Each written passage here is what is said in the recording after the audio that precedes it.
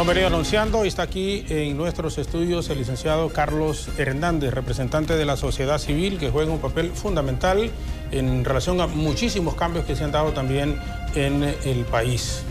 No cabe ninguna duda. Nos da mucho gusto tenerlo porque yo sé que por cuestiones de edad no se acuerda, no se acuerda de mí, pero somos paisanos, sí, su papá, sí, su mamá. Y por eso le decía anoche, saluden por favor a doña Alba. Su papá está en La Ceiba todavía. Sí, está en La Ceiba. El indio Hernández, Antonio Hernández, pero solo le decíamos, bueno, le decían, yo era un niño, el indio Hernández, uno de los mejores defensas centrales que yo he conocido, como un Rubén Milero, el mejor centro delantero también, todos en el Cabana Imperial. Pero Lick, qué bueno, un placer. Gracias. Enorme gusto estar recordar y hacerme recordar también ese tiempo. Ayer me decían unos compañeros, porque uno siempre tiene chat, yo sé que usted también, claro. En el grupo de los egresados de ¿qué? Tongo, vas a tener a Carlos, me dice, sí, ok, saludos, incluida la prima, incluidos todos. Claro. Pero bueno, platiquemos de la realidad del país. Primero, ¿cómo se involucra usted en todo esto de la sociedad civil? Porque ha tenido un protagonismo bastante fuerte. Yo creo que con el ingeniero Rivera, la misma rectora, son los que han sido protagonistas con sus comentarios, con sus participaciones en muchísimos cambios que estamos experimentando en el país. Y muchas gracias por acompañarnos. Sí, un placer. Bueno, es que soy de allá, de esa zona. Yo creo que es algo que está en los genes, ¿verdad? El activismo, el involucrarnos en actividades. Yo ya tengo más de 25 años de estar en esto, en diferentes escenarios, diferentes organizaciones.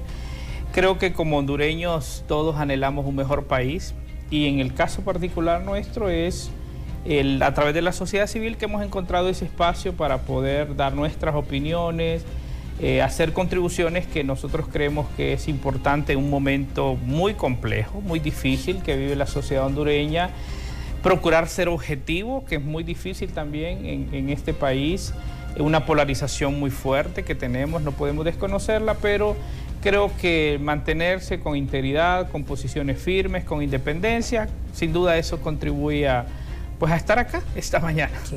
Estos últimos casos, sobre todo ayer Arca Abierta, en donde se involucra a 5 actuales diputados, 7 exdiputados y 9 personas vinculadas a la que les han dictado requerimiento fiscal.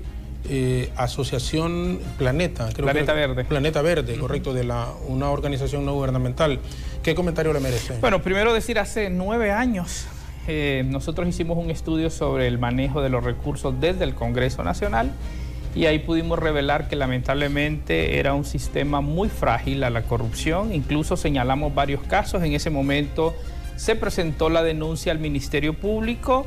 Y bueno, 9 años después, aquí estamos viendo el resultado. Honduras, tristemente, adolece de sistemas de integridad, y lo decía ayer el vocero de la misión, y lo ha ratificado el Tribunal Superior de Cuentas, un sistema muy frágil, muy débil. Bueno, el dicho dice, en arca abierta hasta el justo peca, y justamente es el nombre que le pusieron al caso porque es el reflejo de que se dieron dineros que supuestamente eran para hacer proyectos sociales, pero sin embargo, uno, en el caso particular mío, que he estado gerenciando organizaciones de sociedad civil, uno no puede entender cómo puede ser que una fundación emite un cheque a una persona particular. Evidentemente ya esto es el reflejo de que algo no estaba bien. Así es que yo creo que tenemos que valorar los esfuerzos que se están haciendo en la lucha contra la corrupción, aun cuando la gente no cree. Es interesante, uno ve las redes, está el requerimiento y la gente dice, no, esa es mentira, no va a pasar nada. Claro que está pasando algo, está pasando lo que antes no mirábamos en Honduras, y yo creo que eso va a servir para que la clase política se reinvente. La política es para servir, lamentablemente, no podemos desconocerlo, y yo creo que ya la acción de ayer confirma que la política en Honduras se ha usado para fines particulares, y es justamente eso lo que hace que el nivel de confianza y credibilidad que tienen los partidos políticos en Honduras apenas es del 19%, o sea, 19%, la gente no cree. Y eso es un gran peligro para la democracia, porque por ahí de repente en América Latina están surgiendo algunos con algunos discursos populistas que, producto de la frustración, la gente ve en ellos la esperanza, pero al final, como dice el dicho, a veces la medicina sale más cara que la enfermedad. Así es que ojo con esto. Particularmente nosotros respaldamos las acciones del Ministerio Público, de la misión. Hemos venido haciendo esfuerzos desde nuestro espacio denunciando esto y ojalá que los operadores de justicia puedan actuar conforme a derecho, con independencia y que se haga justicia. Yo tengo un amigo, un gran amigo, desde hace muchísimos años, casi desde que llegué acá, el abogado Raúl Pineda Alvarado. Claro. Y siempre conversamos, cuando fuimos diputados, 3 periodos consecutivos, uno propietario, 2 suplentes, él fue propietario siempre, uno no recibía esos dineros que escucha ahora. Mire, en 3 periodos yo recibí 5.000 lempiras para ayudar a una comunidad de los campos bananeros allá donde somos. Ni siquiera fueron de aquí de Francisco Morazán, claro, donde fui diputado. Pero uno cuando escucha, licenciado, millones y millones de lempiras y que se manejan también, ya no en forma directa para el diputado, sino que a través de estas ONG, entonces es casi como propiciando la corrupción. Sin duda alguna. Y esas cosas no pueden seguir ocurriendo. No, sin duda alguna. Y por eso se crea, mire, hubo un momento en la historia de Honduras donde la sociedad civil era una de las entidades con mucha credibilidad. Entonces, ¿qué pasó? Estos malos, porque yo digo, a veces satanizamos a todos, los malos políticos, aquellos que andan tras la jugada, como decimos, vieron ahí un espacio y bueno, se crearon, y yo lo vengo diciendo hace muchos años, se crearon ONG para blanquear dinero, para robar dinero del erario público, no solamente para financiar campañas, porque sí tenemos y sabemos información que hubieron personas que usaron ese dinero para sus fines particulares, para pagar sus préstamos, sus tarjetas de crédito, para adquirir bienes, y ese es justamente lo que ha generado esa tragedia. Así es que yo creo que eso es importante, hay que seguir en esta lucha. Creo que cometemos un error o cometen un error aquellos que empiezan ya a cuestionar la lucha contra la corrupción y decir que la lucha contra la corrupción está afectando la economía, que paraliza el Estado. Y yo digo, la corrupción es la que nos tiene así. La corrupción ha generado un daño enorme a la sociedad, no solamente en el tejido social, sino que la corrupción ha generado pobreza, ha generado miseria, ha generado desesperanza en este pueblo. Pero esa desesperanza, ese desencanto en la población llega a lo que usted apuntaba anteriormente, en el sentido de que la gente dice, no, es puro show.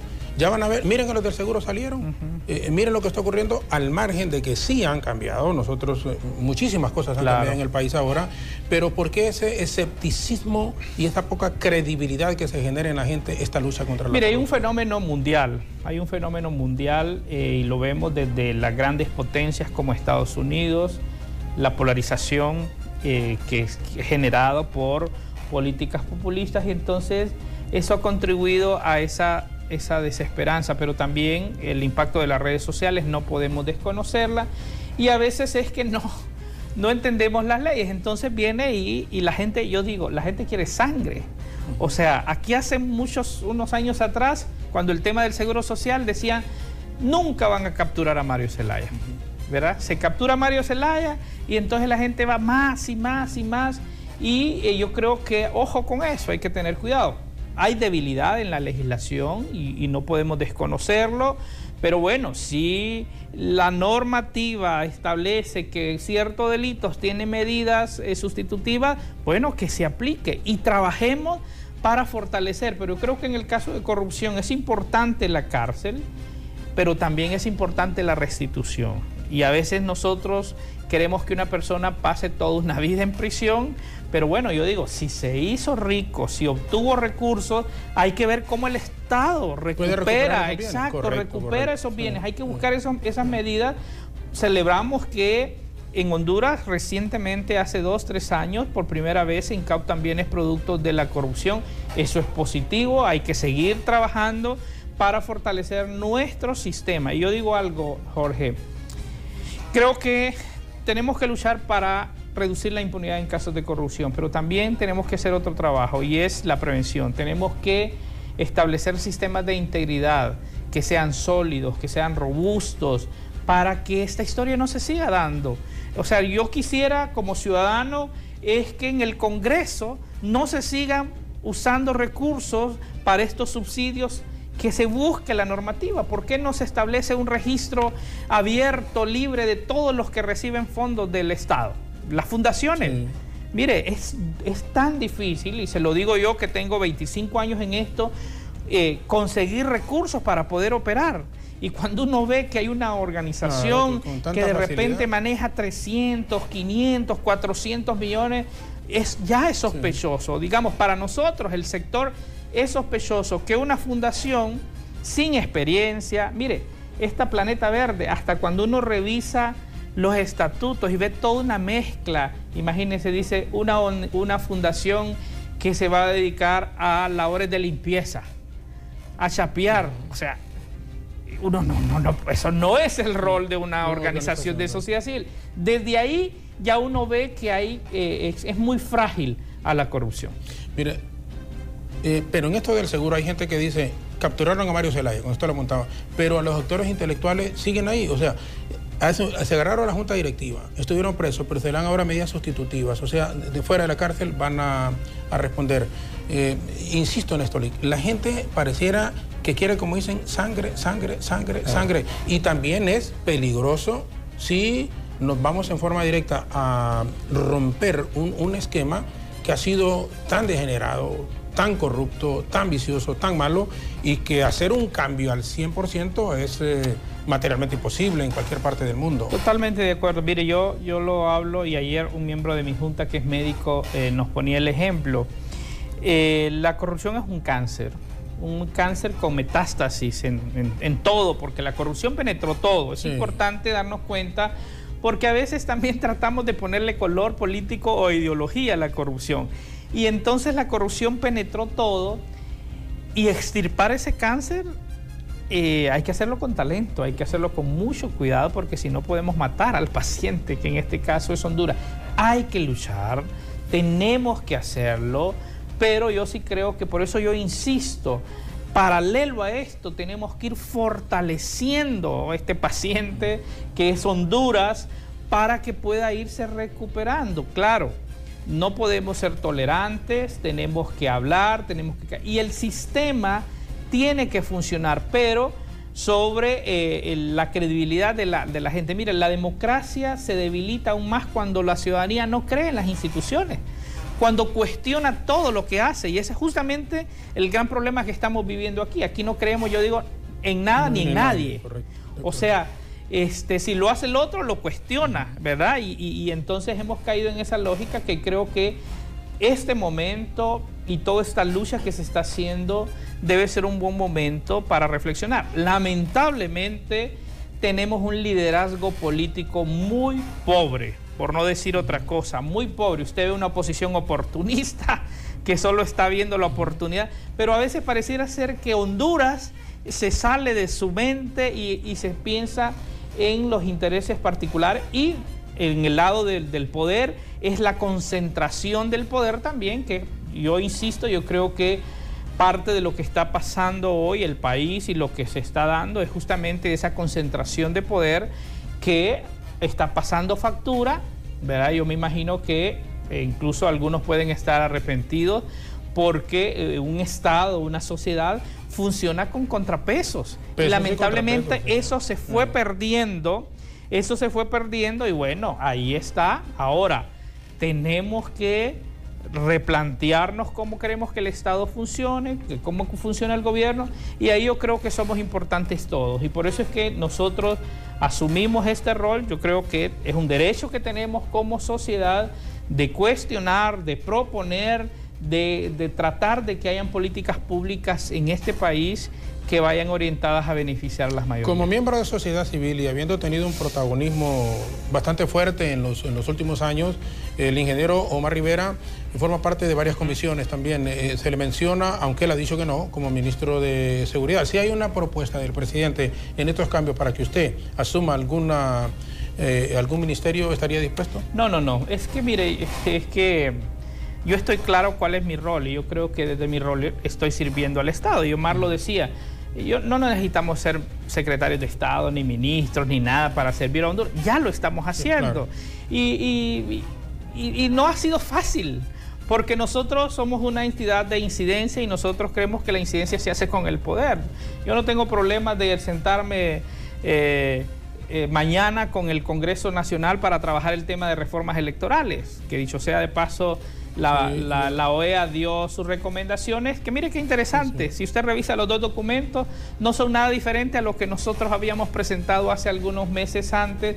Entonces, lo vamos a hacer. La única diferencia es que es la OEA ahora. Es la OEA, es un organismo internacional. Lo que pero que pasa, no deberíamos de recurrir tanto a eso. Bueno, y pagamos de paso, ¿verdad? Nos costó. Pero bueno, y hablando con los técnicos de la OEA, si al final eso va a hacer que el Congreso reaccione y se dé cuenta que el sistema político electoral no puede seguir igual y hay reforma, enhorabuena. Y lo mismo con los secretarios, lo mismo con el presidente, con el gobierno, para tratar de encontrar una salida. Así es que yo puedo reafirmarlo, no es mi rol en este momento, yo no requiero, no busco, no necesito, o sea, creo que estoy en una posición que me permite interactuar con todos. Yo tengo una relación muy cordial con todos los políticos de todos los partidos, con todos los sectores. Y yo creo que es una posición privilegiada. Yo quiero cuidarla y yo quiero mantener esa relación que me permite poder hacer mis aportes desde el espacio en el cual estoy. En esa interacción que tiene con todos los sectores que nosotros lo conocemos también, en este momento, ¿quiénes realmente deberían de abandonar el gobierno del presidente? Mire, no solamente, yo creo que aquí hay que ser un poco, hacer un análisis integral. Es un tema estructural, no se trata solamente de la cabeza.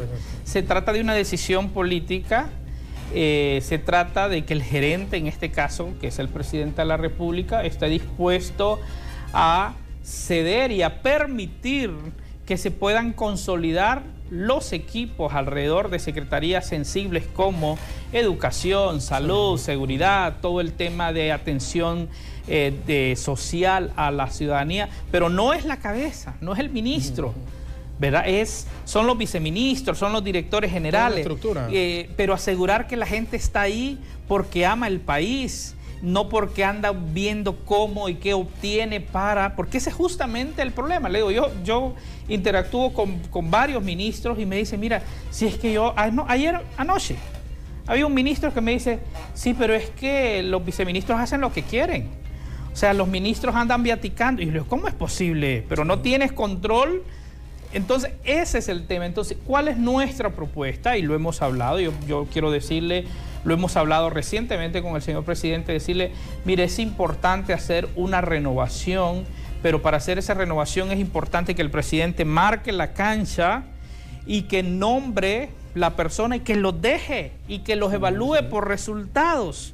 Y que el tema de que, bueno, en este momento, Jorge, no estamos para pensar en partido, ni siquiera pensar en una próxima elección. La próxima elección, y yo lo digo con mucha hidalguía y lo he hablado con el liderazgo del partido en el poder, si no se reinventan, si no cambian, la gente les va a pasar una factura, porque al final lo que la gente quiere es calidad de servicios. Y tenemos problemas en educación. A mí me duele saber que 900 niños en edad escolar no estudiaron este año, que tuvimos el índice de deserción más alto que hemos tenido en los últimos años. El tema de salud.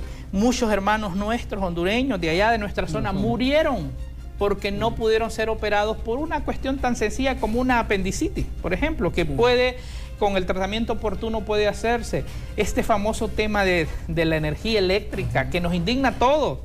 Yo le digo, incluso a mí, pagaba 2.500 y de repente, y solo vive mi esposa, yo y mi madre. ¿Y cómo es posible? Y uno se pregunta y no hay respuestas. Entonces, si logramos gerenciar esto, si logramos tener un sistema de integridad donde efectivamente se establezcan los controles para que no sigan robando, porque lamentablemente, a pesar de Pandora, a pesar de Caja Chica, a pesar de todo eso, todavía hay funcionarios públicos que quieren seguir actuando de la misma manera. Eso tenemos que controlarlo, entonces las cosas van a cambiar. Así es que yo insisto, ojalá se dé esta renovación, pero no solamente renovación de personas, de la cabeza, sino es el concepto, es definir claramente hacia dónde vamos en estos próximos 3 años, ir midiendo, ir asegurando que nuestros hermanos hondureños mejoren sus servicios, los servicios públicos, y de esa forma entonces yo creo que puede irse fortaleciendo la institucionalidad del país y transitar a un próximo proceso electoral que ojalá pueda ser realizado con normas diferentes, que pueda haber una amplia participación y que pueda haber confianza en la ciudadanía de que quien elige es la persona que gobierna. Con la polarización que existe en este momento en la sociedad, ¿qué futuro inmediato usted avisora si esas cosas no cambian a cortísimo plazo? Es muy complejo, mire, y basta con ver la región. En Honduras tenemos 2 partidos centenarios, pero ojo porque eso puede pasar a la historia. Sí. Eso puede pasar a la historia y ya lo vimos en Colombia, lo vimos aquí cerca en Costa Rica, Guatemala, que tiene una cantidad enorme de partidos políticos. México es el ejemplo. Sí. ¿Cuál PRI, cuál PAN? Eso es historia ya. Sí. Y bueno, y aquí tenemos el Partido Nacional, el Partido Liberal, un Partido Liberal completamente casi destruido, con un número de electores que es inferior a lo que sacaron en 1985. No creo que se va a recuperar, al contrario, se ha ido debilitando en los últimos meses. Y el Partido Nacional, no podemos desconocerlo, hay una base que tienen que cuidarla. Yo lo digo, difícilmente van a poder atraer parte de los 500,000 nuevos votantes que vamos a tener en las próximas elecciones si no actúan con rapidez. ¿Y qué es lo que tienen? Tienen esa base, pero que esa base, dependiendo del comportamiento de la oposición y lo que surja, no les va a permitir ganar un nuevo proceso electoral.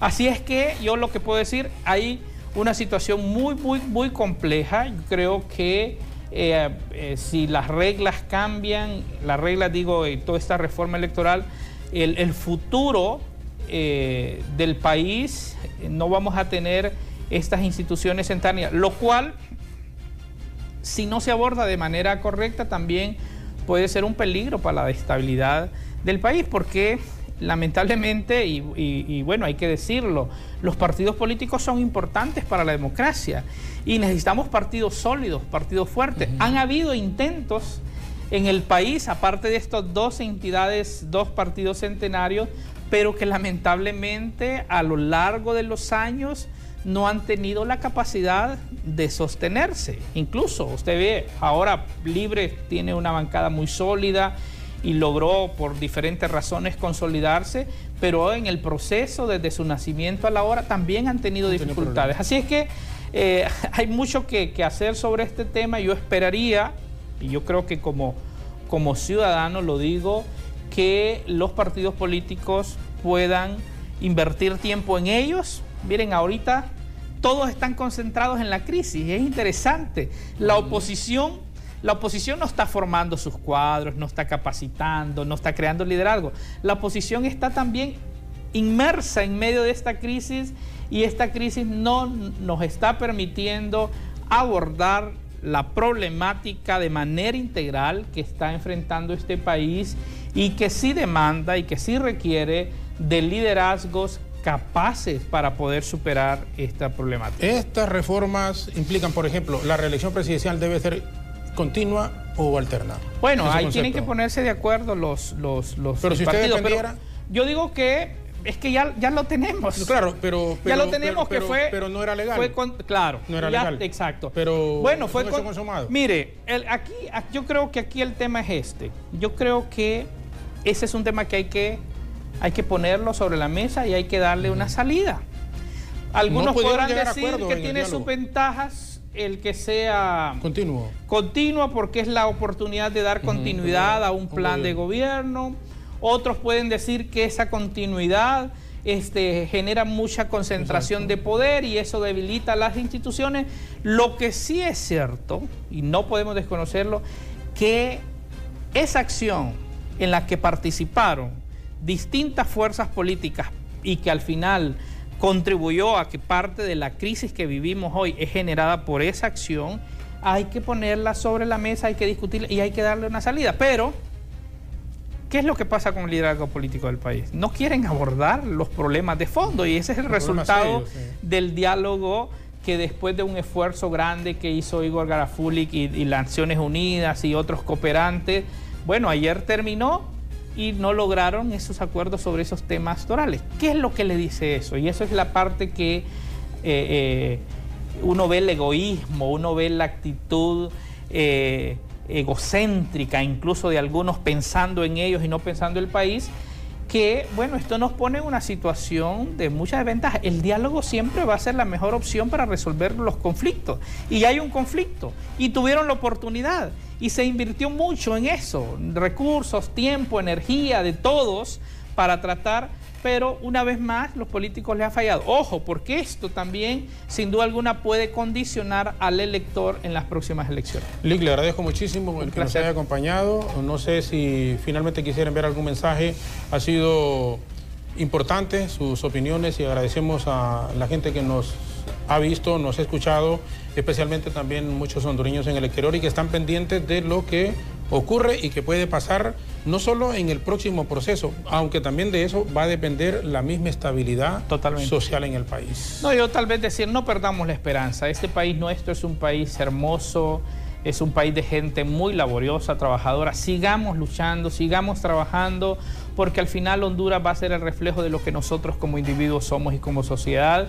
Y bueno, confiemos, trabajemos, actuemos con transparencia para poder tener una sociedad más justa. Muchísimas gracias. Un placer. Saludos a doña Alba. A mi madre y a mi padre, que lo voy a ver este fin de semana. ¿Va a ir a Ceiba? Sí, voy a estar con él el fin de semana, sí. ¿Y usted jugó fútbol, usted como No, fíjese, muy poco, ¿verdad? O sea, soy muy aficionado, no vamos a hablar de qué equipo y todo eso, pero... ¿Por qué? ¿Cuál es el equipo? No tiene nada que ver conmigo, seguro. Sí. No, no, saludos. Aficionado, mis hijos sí, los dos jugaron y juegan todavía, son muy buenos. Entonces, bueno, es parte de la herencia del abuelo. Recuerdo mucho. Estaba yo pequeño a su mamá, a su papá, y por eso le decía, yo soy mayor, porque en los campos cuando soy mayor, respetame por favor. Digo, no, uno dice en el campo, pero ahí en el campo y en las aldeas donde nos creamos, donde crecimos. Claro. Doña Alba estuvo en Ceiba, bueno, estaba su papá en Ceiba, pero estuvieron en Zonaguera también. Sí, en Planes, una aldea que está ahí por muchos años. Yo estudié en Planes,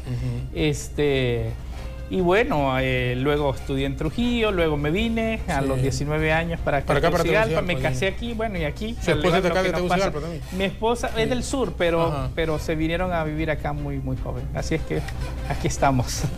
Un placer. Gracias, un gusto, muy agradable estar con usted. Gracias, igualmente, el licenciado Carlos Hernández nos ha acompañado aquí esta mañana en la entrevista a través de PTV Somos Todos. Una brevísima pausa, quédese con nosotros y regresamos en un instante con más contactos, nuestros compañeros en unidades móviles y los acostumbrados resúmenes de noticias.